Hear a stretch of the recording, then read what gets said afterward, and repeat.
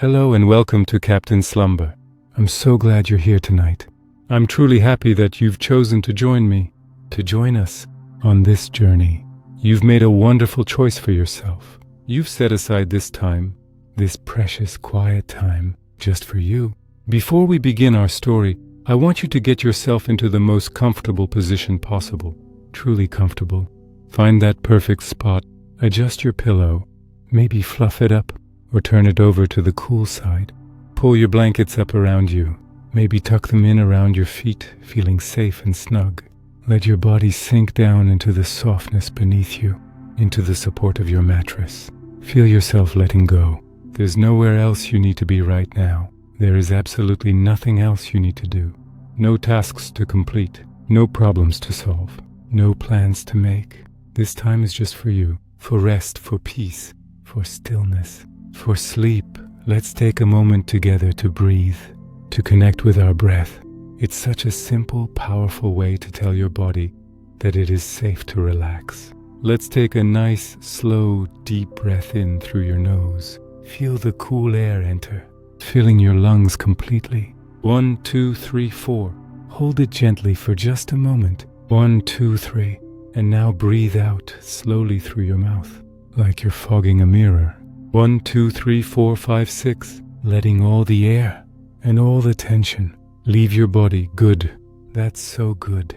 Let's do that again. Breathe in deeply and slowly. 1, 2, 3, 4. Fill yourself with calm, with quiet. Hold it gently. 1, 2, 3. And breathe out, letting go. 1, 2, 3, 4, 5, 6. Releasing everything you've been carrying today. Beautiful. One more time. The deepest breath you've taken all day. In. 1, 2, 3, 4. Hold. 1, 2, 3. And out. 1, 2, 3, 4, 5, 6. Wonderful. Now just let your breathing return to its own natural, easy rhythm. In and out. In and out. So simple, so peaceful. You don't need to control it. Just notice it. Notice the gentle rise and fall of your chest. Notice the feeling of the air. You are here. You are breathing. You are safe. Now let's relax your body piece by piece. Starting from the very top, bring your attention to your forehead. Just notice it. And now, just smooth it out. Imagine it becoming wide and smooth, like calm water. Release any tightness you might be holding between your eyebrows. Let the small muscles around your eyes soften.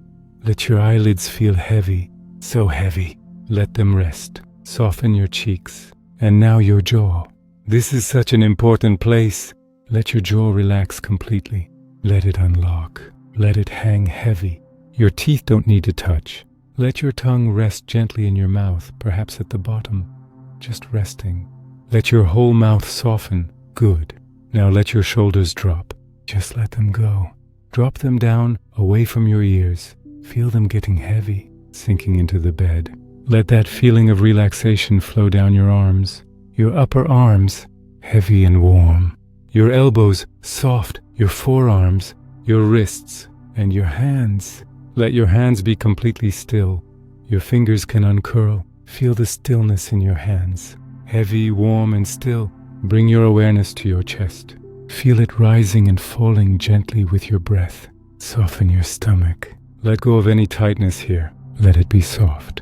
Release your hips. Let your legs feel heavy. Your thighs, so heavy, sinking down into the bed. Your knees, soft and relaxed. Your calves, your ankles, and your feet. Let your feet relax completely. Maybe they feel warm or tingly. Just let them be still. Your toes, one by one, just let them go. Your whole body, from the top of your head to the tips of your toes, is now heavy.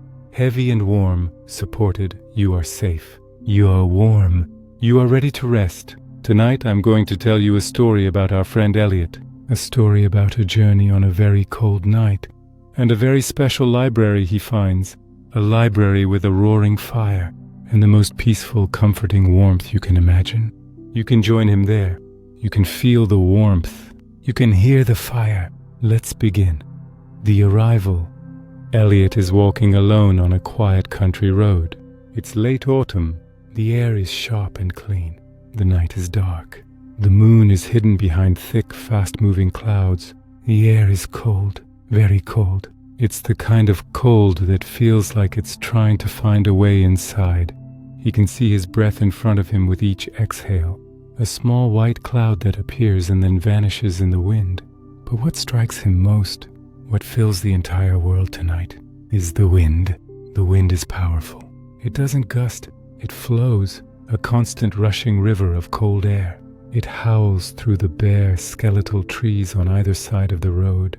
It sounds like a distant ocean. It rushes past his ears with a low, deep, moaning sound. Whoosh! It pushes against him as he walks, making him lean forward slightly with each step. He pulls his heavy wool coat tighter around his body. He buttons the very top button right under his chin. He tucks his chin down into his thick, soft scarf. The wind is relentless. It finds the dried autumn leaves that still cling to the ground and sends them skittering across the road in front of him. They scrape and tumble over the pavement, a dry, rattling sound against the deep howl of the wind. Above him, he can hear the branches creaking and swaying, groaning under the pressure. The wind doesn't stop. It doesn't pause for breath. It just keeps blowing, cold and strong and wild. Elliot doesn't mind, though. He's not afraid of the wind. He's been walking for a while, and he knows he's close to shelter. He knows this road. He looks up ahead, scanning the deep darkness. His eyes search for his destination, and then he sees it, a light. It's not bright. It's just a pinprick, a single warm golden light in the distance. It glows softly against the vast, cold blackness of the night. It's a beacon, a promise of warmth. He smiles. He walks closer, his feet steady on the road. The wind seems to push him from behind now, as if guiding him home. The shape of a building begins to emerge from the darkness. At first it's just a shadow, darker than the night sky. Then as he gets closer, it takes form. It's large, made of stone, old stone, weathered and gray and solid. The building stands completely alone, surrounded by empty fields and those windswept trees. It seems to rise up from the earth itself. As he gets closer still, he can see what it is. A library, an ancient solitary library.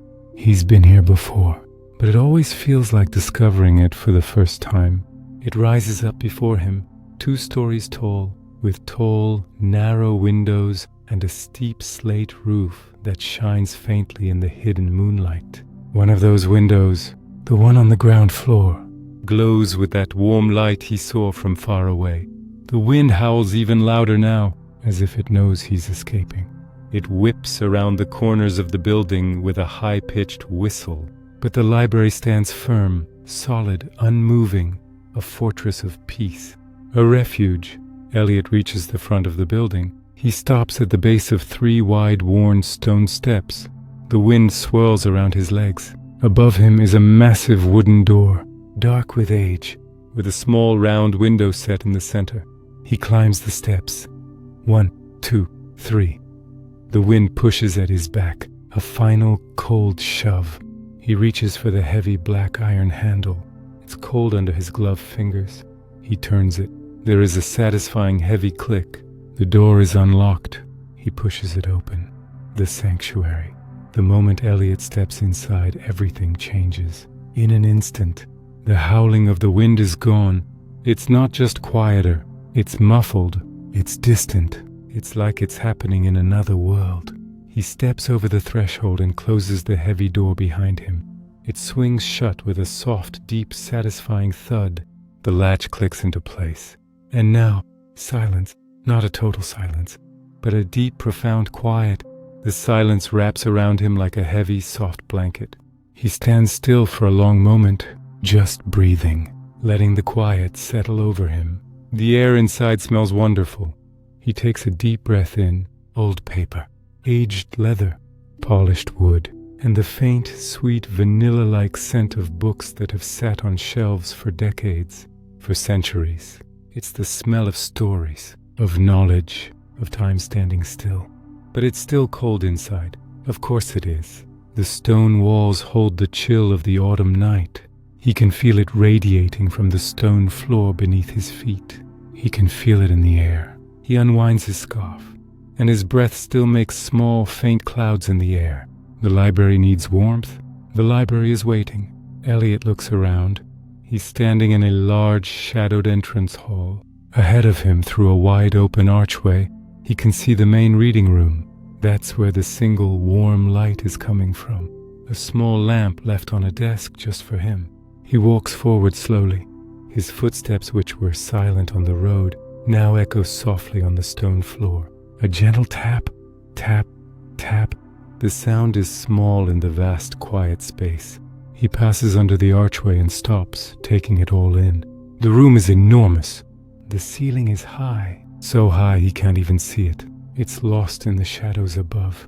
Dark wooden beams cross the expanse, tall, impossibly tall. Bookshelves line every single wall, reaching up toward the darkness. The shelves are packed with books, thousands of them.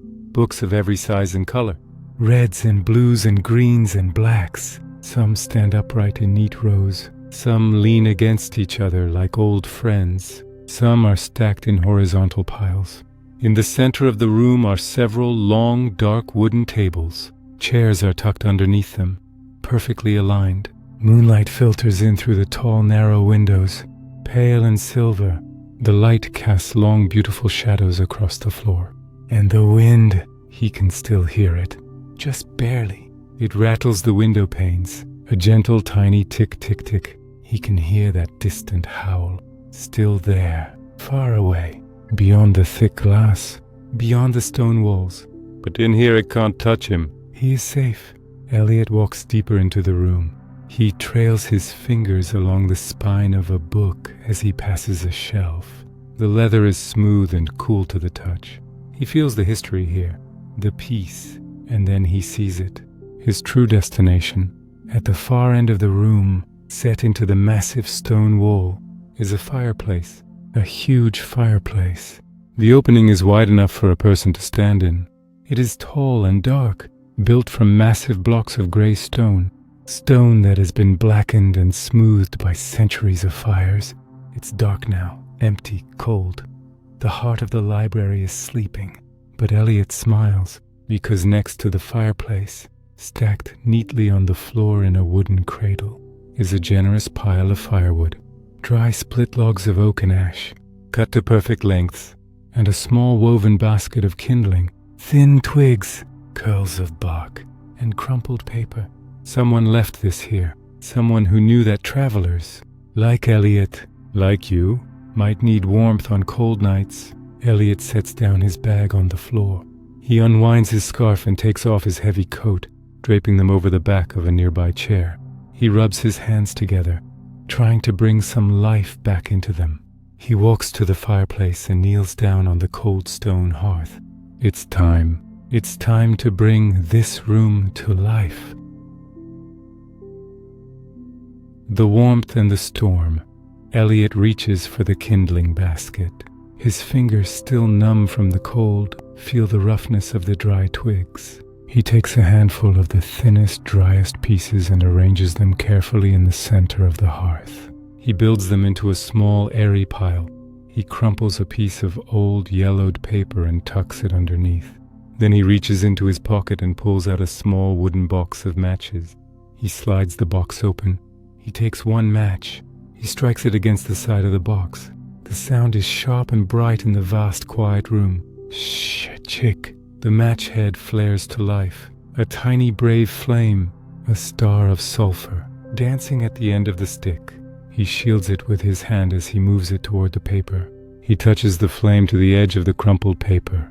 The flame catches immediately.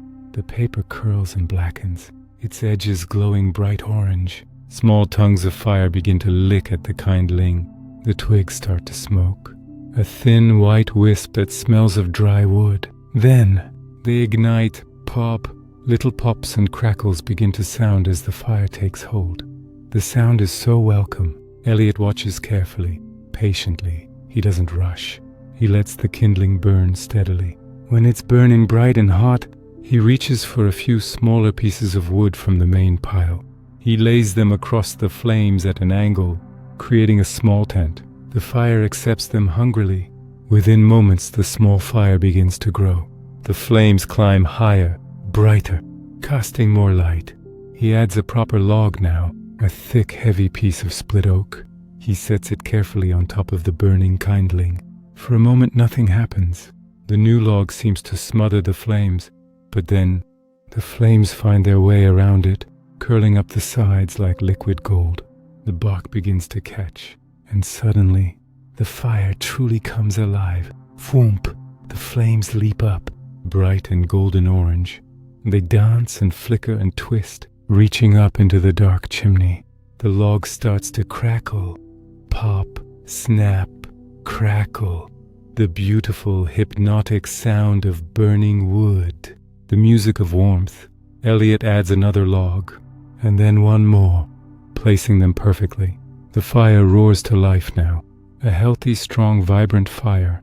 It fills the entire fireplace with light and warmth and sound. The crackling is constant, a symphony of small pops and snaps. The occasional louder crack as a pocket of sap or air ignites. The gentle, rushing, whispering sound of flames consuming wood. It's the most comforting sound in the world. And the heat begins to radiate from the fireplace, real heat. Wonderful golden warmth that pushes back the cold, pushing it back into the corners of the room, back into the stone. Elliot stands up, feeling the warmth on his knees and his hands. He looks around. Near the fireplace, as if waiting for him, is a large armchair. It's old, upholstered in worn, supple leather, the color of dark chocolate. The seat is deep and the back is high. It looks incredibly, profoundly comfortable. He takes hold of the chair. Its wooden arms are smooth. He pulls it closer to the fire. Not too close, just right. He angles it perfectly. Then he sinks down into it. The relief is immediate. The chair seems to embrace him. The old leather sighs as it takes his weight. His body, tired from walking in the cold, just melts into the soft, deep cushions. The warmth from the fire reaches him instantly. He can feel it on his face, a pleasant, tingling heat. He can feel it on his hands, which he holds out toward the flames. He can feel it on his chest. It's glorious. He stretches his legs out toward the hearth. The heat seeps through his clothes, into his muscles, unknotting them. His feet, which were numb and cold, begin to thaw. His fingers begin to tingle as warmth and life return to them. He takes a deep, slow breath and exhales with a sigh. He looks around the room. The fire has transformed everything. The darkness has been pushed back to the far corners. The stone walls, once cold and gray, now glow with warm, dancing light. The spines of the books on the shelves, the ones closest to the fire, shimmer with gold and amber reflections. The high, dark ceiling is alive with flickering shadows. Everything flickers and moves with the gentle, steady rhythm of the flames. It's magical. And then he looks at the tall, narrow windows. Outside, he can still see the night. The trees are bending and swaying violently in the wind. Their bare branches whip back and forth like arms. He can see leaves being torn from their final holds, flung into the darkness. The wind howls. He can hear it, muffled, but still present. A low, rushing moan beyond the glass. A reminder of the cold, harsh, wild world outside. But in here, in this room, by this fire, he is completely safe. Completely warm, completely, perfectly protected. The contrast is perfect. The storm outside only makes the warmth inside feel more precious. The cold only makes the fire feel hotter. The howl of the wind only makes the crackling of the logs sound sweeter. Elliot closes his eyes for just a moment. He can hear the fire crackling beside him. Pop, pop, snap.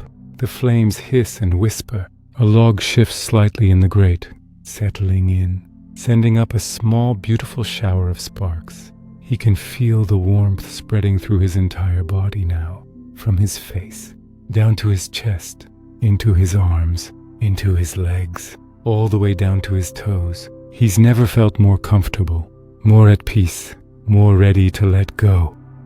Drifting to sleep, Elliot sinks deeper and deeper into the armchair. His body feels heavy now, wonderfully, peacefully heavy, like he is made of warmth.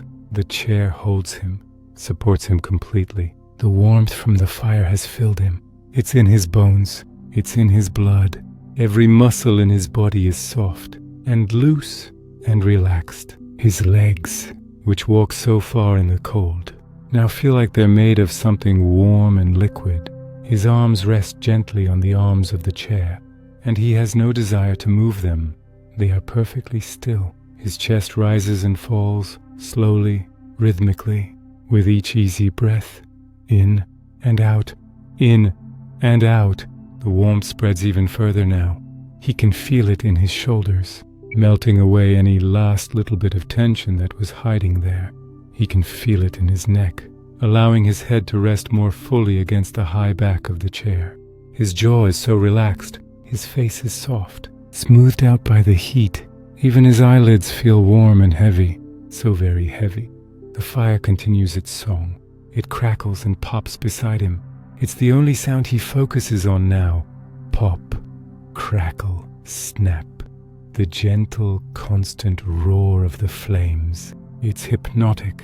It's the heartbeat of the library. Each pop, each crackle seems to pull him deeper into relaxation, deeper into comfort, deeper into peace. Outside, the wind still howls. He can hear it, distant and far away, like it's happening in another country, in another world entirely. And somehow that sound, that distant, muffled sound, just makes him feel even safer, even cozier. The wind can't reach him here. The cold can't touch him here. He is sheltered. He is protected. He is held by this ancient library, by these thick stone walls, by this beautiful life-giving fire. His thoughts begin to slow down. The worries and plans and endless mental chatter that usually fills his mind, it all starts to fade, like words being gently erased from a page, like smoke rising up the chimney and vanishing into the night.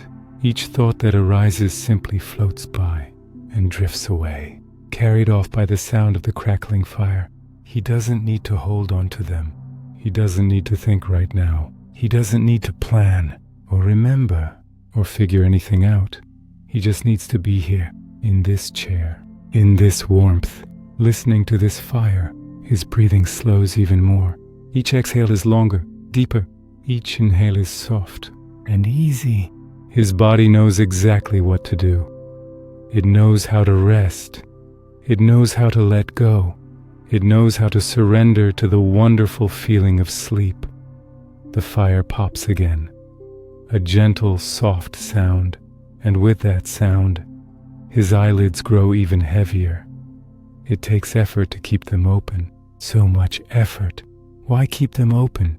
There's nothing he needs to see. He's seen the fire. He knows it's there. He lets them close. Just for a moment. Just to rest them. And oh, the relief. The darkness behind his eyelids is soft and warm and welcoming. He can still hear the fire crackling away beside him. Perhaps he can even hear it more clearly now. He can still feel the warmth on his skin, but now there's nothing else. Just the sound, just the warmth, just the gentle, heavy, wonderful pull of sleep. His whole body feels like it's sinking now, sinking down, down, down into the chair, down through the chair, down into something soft and infinite and safe. Every part of him is supported. Every part of him is warm. Every part of him is ready to sleep. The fire crackles once more, a long, slow, crackling sound as the log settles. It seems to go on, and Elliot lets go. He lets go completely. His last conscious thought is how grateful he is. Grateful for this place, this library, this fire, this perfect peaceful warmth. And then there's nothing but the sound. Pop, crackle, snap. The fire continues to burn. The warmth continues to spread, and Elliot drifts off, drifting, floating into the deepest, most peaceful, most restorative sleep he's ever known. Elliot is sleeping now, deeply and peacefully, in that comfortable armchair by the fire. His breathing is slow and steady. The library holds him safe. The fire will burn all night long, tended by some invisible, benevolent presence. The flames will continue to dance. The warmth will continue to fill the room.